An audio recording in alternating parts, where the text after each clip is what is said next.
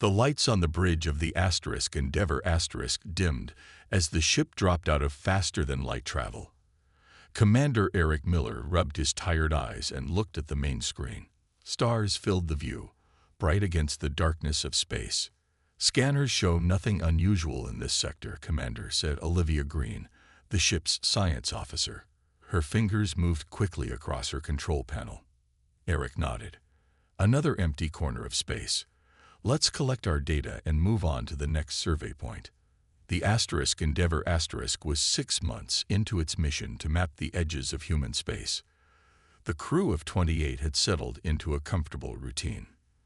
They were the farthest humans had ever traveled from Earth, and yet their days had become almost boring with the same tasks repeated over and over. That changed when Alan Parker, the sensor operator, suddenly sat up straight in his chair. "Commander, I'm picking up an unusual energy signature. It's faint but definitely artificial." Eric moved to Alan's station and looked at the readings. "Can you pinpoint the source?" "Yes, sir. It's coming from the small asteroid field about 500,000 kilometers from our position." Eric turned to the pilot. "Peter, take us closer, but approach with caution." As the Endeavour moved toward the asteroid field, the crew grew more alert. No human had ever encountered alien life before, despite decades of space exploration. "I can see it now," Olivia said, adjusting her scanner. "It's a ship of some kind, but the design is like nothing in our database." On the main screen, a damaged vessel came into view. It was smooth and oval-shaped, with what looked like crystal formations growing from its surface. Parts of it were broken, with debris floating nearby. "Are there any life signs?" Eric asked. Olivia checked her readings. "Yes, but they're weak. I think the ship's life support is failing." Eric didn't hesitate. "Send a message on all frequencies. Tell them we're here to help." Lisa Rodriguez, the communications officer, sent the message. For several minutes, there was no response. "Maybe they can't understand us," Peter suggested. "Or their communications are damaged," Olivia added. Suddenly, Lisa's console lit up. "Commander, we're receiving a response. It's not in any language I recognize, but the computer is working on translating it." The bridge crew waited in tense silence. Then, strange symbols appeared on the main screen, followed by their English translation. "Help accepted. Atmosphere fading." Eric made his decision quickly. "Bring us alongside their vessel. We'll attempt a rescue." Over the next few hours, the crew of the Endeavour worked to create a safe connection between the two ships. When they finally opened the airlock, everyone held their breath. 5 beings entered the human ship. They walked on 2 legs but were taller and thinner than humans. Their skin was pale blue, and they had large, dark eyes that seemed to take in everything at once. One of the aliens stepped forward. "I am Ambassador Zekthar of the Galactic Conclave. We thank you for your assistance." The crew stared in amazement. The alien was speaking perfect English. "How can you speak our language?" Olivia asked. The alien touched a small device on its neck. "This translator analyzes language patterns. Your broadcasts have been reaching our space for decades. You've been watching us?" Eric asked. "Observing, yes. But this is our first direct contact with humans." The alien looked around the bridge, its gaze lingering on each crew member. "You are not what we expected." Over the next few weeks, the aliens remained aboard the Endeavour while their ship was repaired. They watched the humans with growing fascination. They seemed especially interested in how the crew laughed together during meals, in how they played games during off hours, in how they spoke of home and family. One evening, Ambassador Zekthar approached Eric in the ship's lounge. "Commander Miller, my people have discussed this matter extensively. We would like to invite a human delegation to meet with the High Council of the Conclave." "Why?" Eric asked. The alien was quiet for a moment before answering. "Because humans possess something unique, something we have never seen in any other species in our thousands of years of exploration. We believe this quality must be studied and understood. What quality? Olivia asked, joining the conversation. The ambassador looked at them with an expression they couldn't quite read. We are not certain yet, but it may change everything we thought we knew about intelligent life in the universe. 3 weeks after the rescue, Eric and Olivia stood on the observation deck of a massive alien ship. The Endeavour had been left behind with a skeleton crew while they traveled with Ambassador Zekthar to the home of the Galactic Conclave.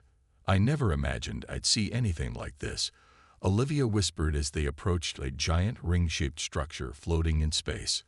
Smaller ships moved around it like bees around a hive.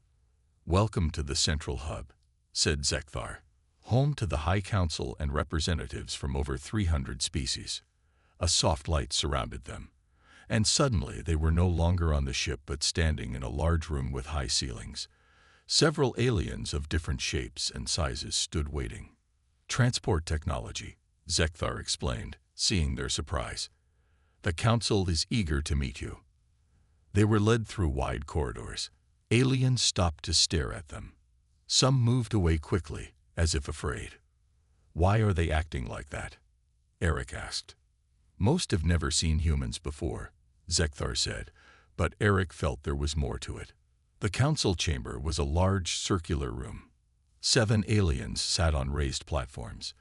They looked older than Zekthar, with deeper blue skin and eyes that seemed to hold centuries of knowledge.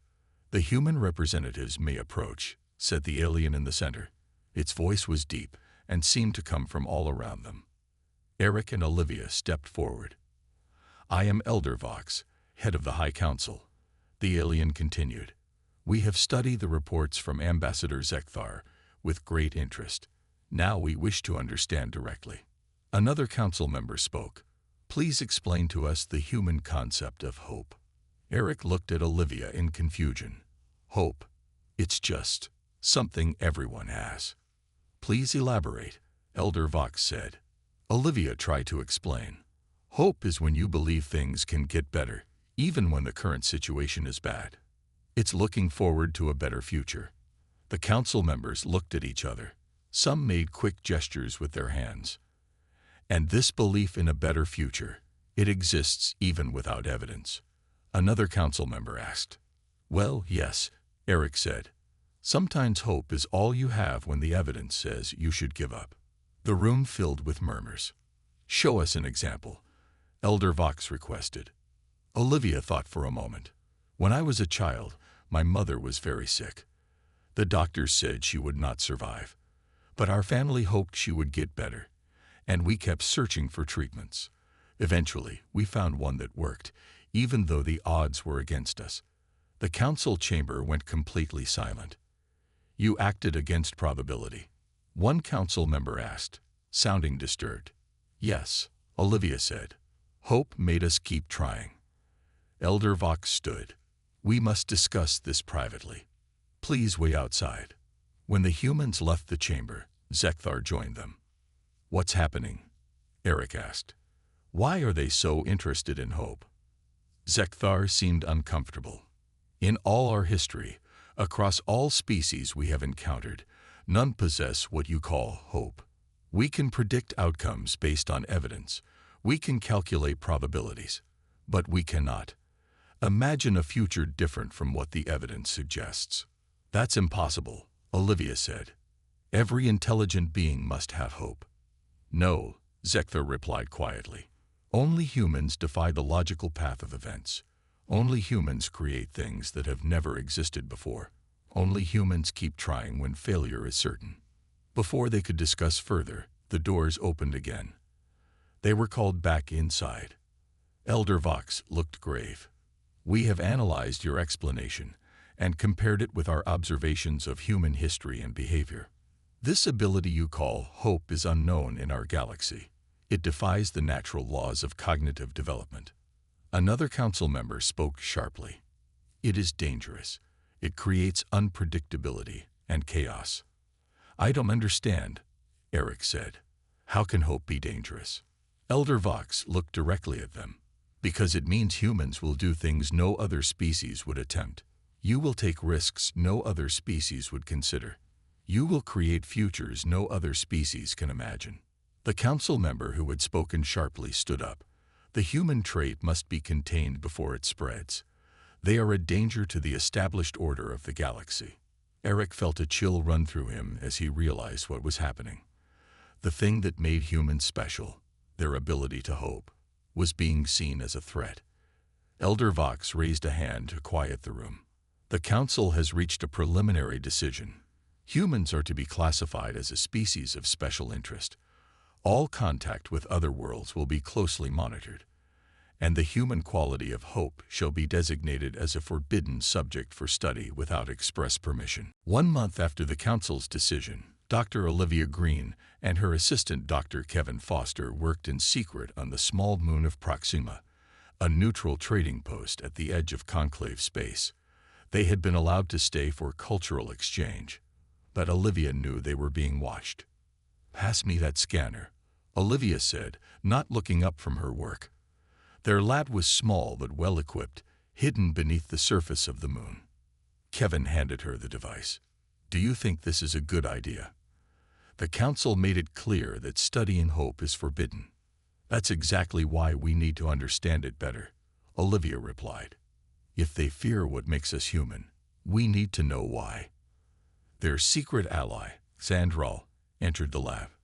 Unlike most aliens from the conclave, Xandral was fascinated by humans rather than afraid of them. As a scientist from a younger species, he wasn't as set in his ways as the council members. "I brought the brain scans you asked for," Xandral said, placing a data chip on the table. It was not easy to get these without being noticed. Olivia loaded the data.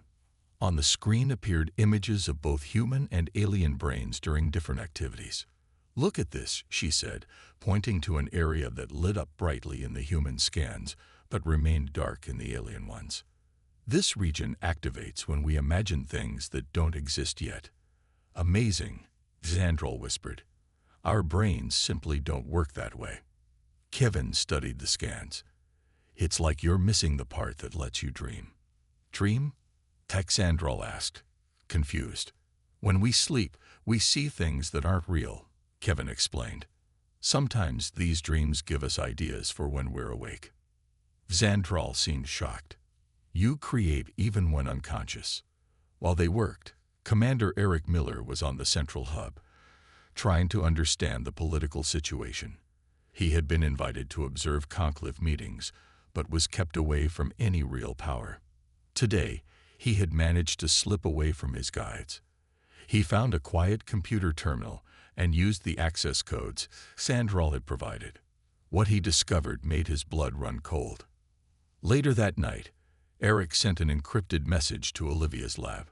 "The inner circle is planning something," he told her over the secure line. "They're not just studying us. They're going to classify humans as a dangerous species that must be contained." "Contained how?" Olivia asked, feeling worried. "They want to limit human expansion, monitor all our communications, and possibly even study ways to remove hope from future generations of humans." Olivia couldn't believe what she was hearing. "They want to change what makes us human. We can't let that happen." "There's more," Eric continued. "I found records showing that the oldest species once had something like hope, thousands of years ago. They engineered it out of themselves after some kind of disaster. They'd been doing the same to other species they encounter, subtly guiding their development." Xandral, who was listening nearby, looked troubled. "That explains much about our history. We have legends of a time when my people were more creative." Over the next few weeks, Olivia, Kevin, and Xandral worked harder on their research. They discovered that when aliens spent time with humans, small changes began to appear in their brain patterns. It was subtle, but measurable. "It's like hope is contagious," Kevin said one day. Olivia nodded. "That must be why they're so afraid. They can't control it." Their breakthrough came when a young alien from Xandral's species visited the lab. After spending just 2 weeks with the humans, the young scientist created a piece of art. Something with no practical purpose, made simply because he imagined it. "This has never happened before," Xandral said, looking at the sculpture with wonder and fear. Creating without purpose is not something my people do. That night, as Olivia recorded her findings, an alarm sounded throughout the base. "What's happening?" Kevin asked, rushing into the lab. Xandrol checked the security system. Conclave security forces. They must have discovered our research. Olivia quickly began downloading their data to a secure device. "We have to save our work." This proves that hope isn't just a human trait. It's something all species can develop. As the sound of footsteps grew closer, she knew they had discovered something that could change everything. If hope could spread from humans to other species, the entire structure of the Conclave might be at risk, and the Council would do anything to prevent that. Olivia, Kevin, and Xandrol barely escaped the lab before Conclave security forces arrived. They fled in a small transport ship, Xandrol had prepared for emergencies. Now, 3 days later, they hid in an asteroid belt, watching news reports from across the galaxy. "The Conclave has declared a full emergency," Xandrol said, reading the updates on their ship's computer. "All regions with human contact are under quarantine." Olivia looked worried. "What about the Endeavour crew?" "Most have been taken into custody," Xandrol replied. "Commander Miller is being held on the central hub." "This is worse than we thought," Kevin said. "They're treating hope like it's a disease." On the screen, they watched as Elder Vox addressed the galaxy. "A dangerous condition has been detected among several younger species. Those affected show signs of irrational behavior, creating without purpose, and ignoring established probabilities. All contact with humans is now forbidden." Olivia turned away from the screen. "They don't understand. Hope isn't dangerous. It's beautiful." What none of them knew was that it was already too late for the Conclave to contain hope. Before the human delegation had been restricted, Lisa Rodriguez, the Endeavor's communications officer, had done something that would change everything. Fascinated by alien cultures, she had uploaded huge amounts of human history, art, music, and literature to the Conclave's information network. This included stories of humans overcoming impossible odds, art that showed imaginary worlds, and music that expressed emotions no alien had ever felt. Now, across the galaxy, curious aliens were discovering these human creations. On a planet called Telos, a group of young aliens gathered in secret to watch human movies. They were especially fascinated by stories where the hero succeeded despite having no chance of winning. But the probability of survival was less than 1%. One alien said after watching a film about an unlikely rescue. "Why did they even try?" "Because they hoped," another answered, using the human word. "They believed they could change their fate." On another world, an alien engineer studied human inventions. Many of them made no sense to him. Humans had created things that solved problems in ways no one had considered before. Some inventions even solved problems that didn't exist yet. As he studied, he began to wonder if he could create something new himself, something no one in his species had thought of before. The change was happening everywhere human influence had reached. Young aliens began asking what-if questions. They painted pictures of places that didn't exist. They wrote music that expressed new feelings. They suggested solutions that seemed impossible but just might work. The Conclave's leaders watched in horror as report after report came in. Hope was spreading, and they couldn't stop it. In the central hub, Eric Miller sat in his prison cell. A guard approached. "You have a visitor," the guard said. To Eric's surprise, Elder Vox entered the cell.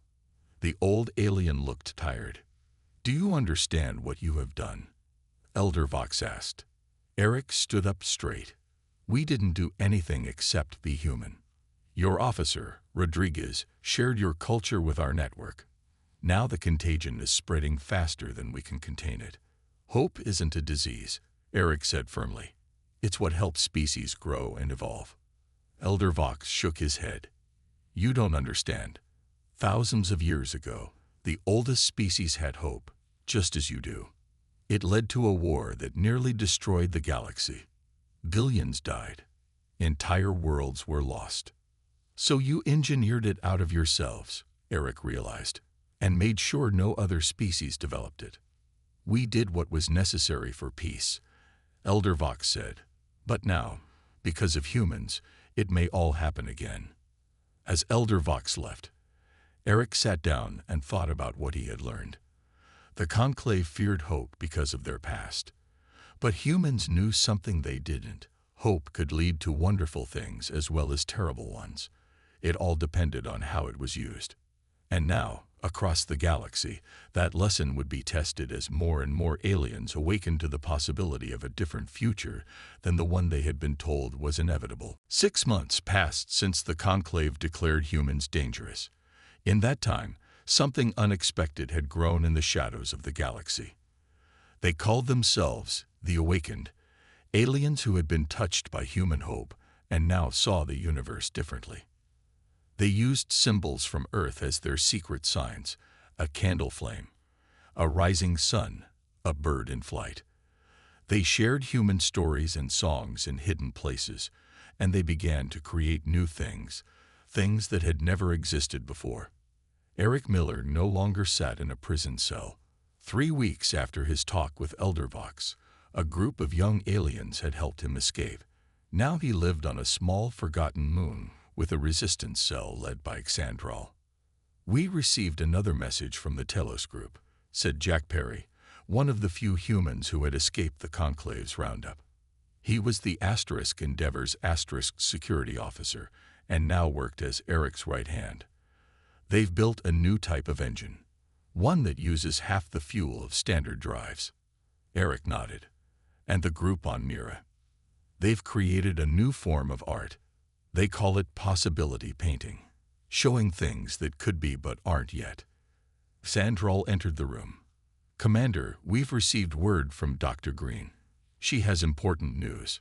Minutes later, Olivia's face appeared on their screen. She looked tired but excited. "Eric, we've discovered something big," she said. "We found old records hidden deep in the Conclave archives. Before they removed hope from themselves, the oldest species created amazing things: art, music, technology, all far beyond what they have now. So removing hope actually set them back," Eric said. "Exactly. And there's more. The Great War they fear so much, it wasn't caused by hope. It was caused by fear. Fear of what different species might become if allowed to develop freely." This news changed everything. If the Conclave had been wrong about hope all along, maybe they could be made to see the truth. "There's going to be a grand assembly in 2 months," Xandral said. "All member species will gather to discuss the human problem. It happens only once every 100 years. Eric saw their chance. If we could address the assembly, show them what we've learned. It would be extremely dangerous," Xandral warned. "The inner circle controls the assembly. But if we don't try, they'll find a way to remove hope from the galaxy forever," Olivia said through the screen. "We have to take this chance." Over the next weeks, they carefully planned their move. The awakened groups across the galaxy would help them. Even some older aliens who remembered the time before hope was taken away had secretly joined them. On a rainy night, Eric sat alone, looking at the stars through the window. He thought about Earth, so far away. His people didn't even know they were considered dangerous by the oldest civilization in the galaxy. Jack joined him. "Thinking about home. Thinking about the future," Eric replied. "Do you think we can change their minds?" "If there's one thing I've learned from all this," Jack said, "it's that nothing is impossible if you have hope." The next day, as they prepared to leave for the central hub, a message arrived that made everyone stop and stare at the screen in shock. "This can't be right," Xandral said, checking the message again. But it was true. The Inner Circle had announced a final solution to the human problem. They planned to use a special device at the Grand Assembly, one that could remove the capacity for hope from any mind it touched. They would use it on all delegates, then spread it throughout the galaxy.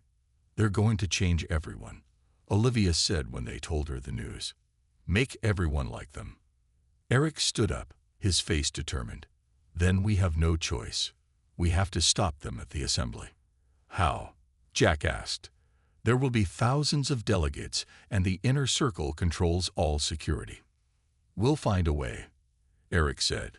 We have something they don't understand. What's that? Tehandral asked. Eric smiled slightly. Hope. The Grand Assembly Hall was enormous. Thousands of aliens from hundreds of worlds filled the circular room. They sat in rising rows, with the oldest and most powerful species at the top and the youngest at the bottom. In the very center stood a speaking platform where representatives could address the gathered species. Eric, Olivia, and Kevin had managed to enter the central hub with false identities provided by Xandral. They wore robes that covered their human features and kept their heads down. Fehandral led them through side passages to avoid the main security checkpoints. The inner circle sits in that enclosed box, Xandral whispered, pointing to a dark section at the highest point of the hall. From there, they will activate the device when all delegates are present. Olivia clutched the data chip that contained all their research. We need to reach the speaking platform before they start. Security was tight, but the Awakened had supporters everywhere now. A guard looked at them, recognized the small sun symbol hidden on Xandral's sleeve, and quietly pointed to an unguarded door. That will lead you behind the main platform, the guard whispered. Be quick. As they moved through the door, alarms suddenly blared throughout the building. They know we're here, Eric said. We need to hurry. In the main hall, Elder Vox stood on the central platform addressing the assembly. For thousands of years, the Conclave has maintained peace and order in our galaxy, he said. Today, we face a threat unlike any before. The human capacity for irrational hope has spread like a virus among our younger species. Screens around the hall showed images of aliens creating art, building unusual machines, and gathering to share stories.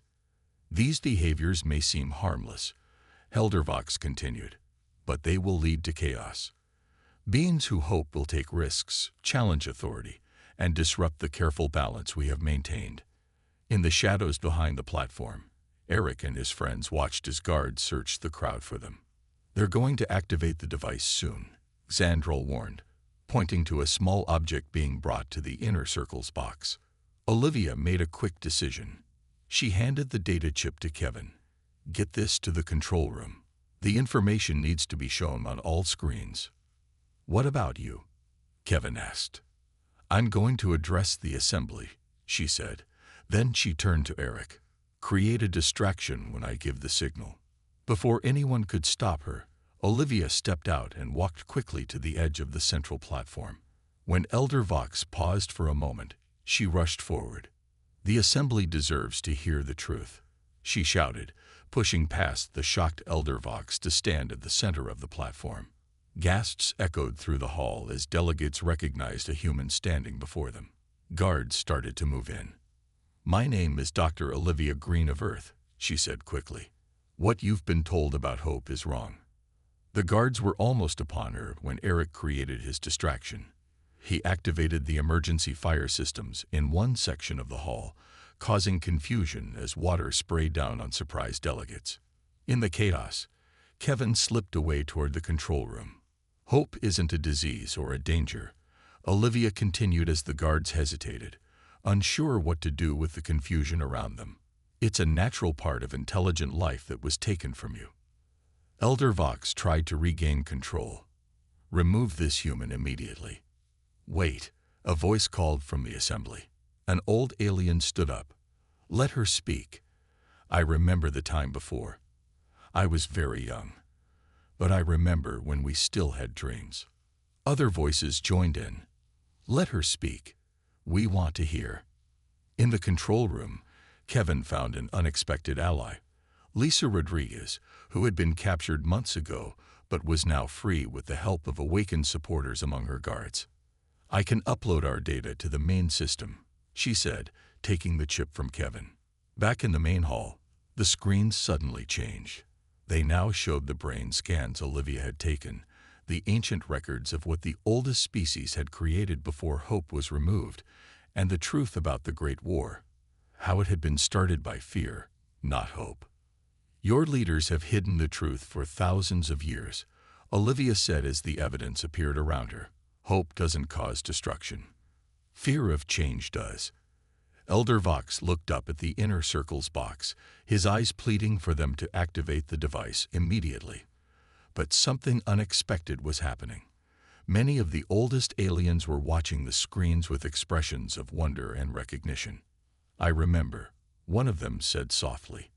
I remember what it was like to dream. The assembly hall had fallen silent.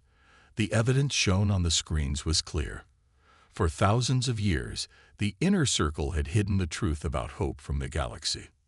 Suddenly, a voice spoke from the inner circle's box. This changes nothing. Hope brought destruction before. It will again. A bright light began to glow in the box. The device was being activated. Everyone get down, Eric shouted, running onto the platform beside Olivia. Sandral called out from the side of the hall. They're going to use the device now.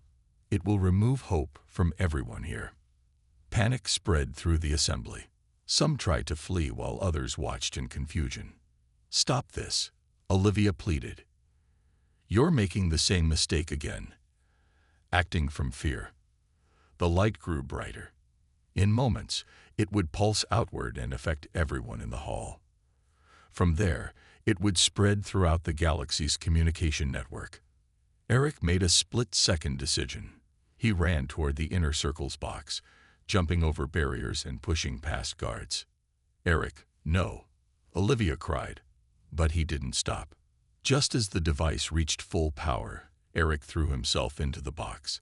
The gathered delegates watched in horror as a blinding flash filled the room. When the light faded, Eric lay on the floor of the box. The device had overloaded when he disrupted it, and now it was destroyed. But the cost had been high. Get a medical team, Olivia shouted, rushing to Eric's side. As medics worked to save Eric, something remarkable happened in the assembly. The oldest aliens of the inner circle, those who had maintained the ban on hope for thousands of years, began to speak. I remember now, one said, his voice cracking with emotion. We were wrong to fear hope, wrong to remove it from ourselves and others. Another added, the war wasn't caused by hope. It was caused by those who feared change and tried to stop it. In the days that followed, the galaxy began to transform. The conclave held emergency meetings. Old rules were questioned. Young species spoke openly about their new ideas. Eric survived, though he was badly injured. When he awoke in a medical facility 2 weeks after the assembly, Olivia was by his side. Did it work? He asked weakly. Olivia smiled. Better than we could have hoped. The conclave is changing. The inner circle has been dissolved.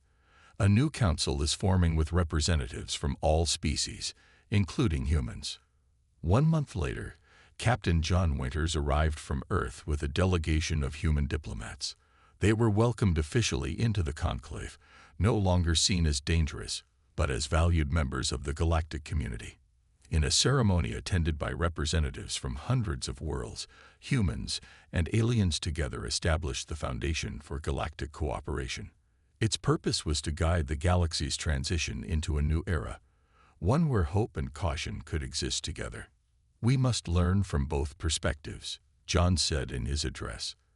The wisdom of the ancient species who understand the need for stability and the creativity of those who dream of new possibilities. 1 year after the Grand Assembly, Olivia and Tandrol stood on an observation deck of the central hub. Below them, thousands of ships from across the galaxy had gathered for the first festival of possibilities. Look at that, Olivia said, pointing to a beautiful light display created by artists from a dozen different species. I never imagined I would see such things in my lifetime, Tandrol replied. Olivia smiled. That's the point. Now everyone can imagine things that have never been seen before. In the main plaza of the hub, a monument had been built to honor Eric Miller and all those who had fought to bring hope back to the galaxy. It showed a human hand and an alien hand reaching toward each other, with a small flame of hope between them. The inscription, written in all the languages of the conclave. Read, "The future is not determined by what must be, but shaped by what might be." As ships from Earth arrived bringing more humans to join the celebration, Olivia knew that the galaxy would never be the same. The human secret of hope had been revealed, and with it, a universe of infinite possibilities had opened up for all species to explore together.